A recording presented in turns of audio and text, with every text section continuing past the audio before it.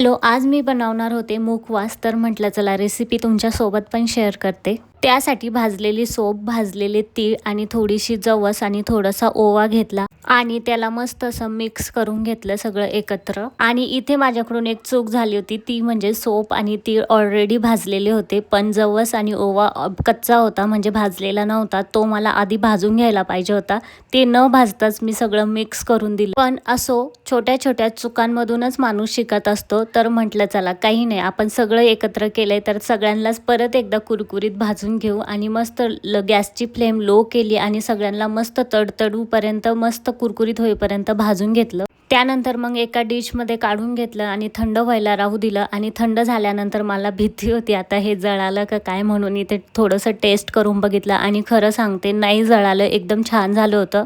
त्यानंतर मग थंड झाल्यानंतर एका एअरटाईट डब्यामध्ये टाकून पॅक करून ठेवलं। तर चला बाय, भेटूया पुन्हा एका नवीन व्हिडिओमध्ये, तोपर्यंत बाय, टेक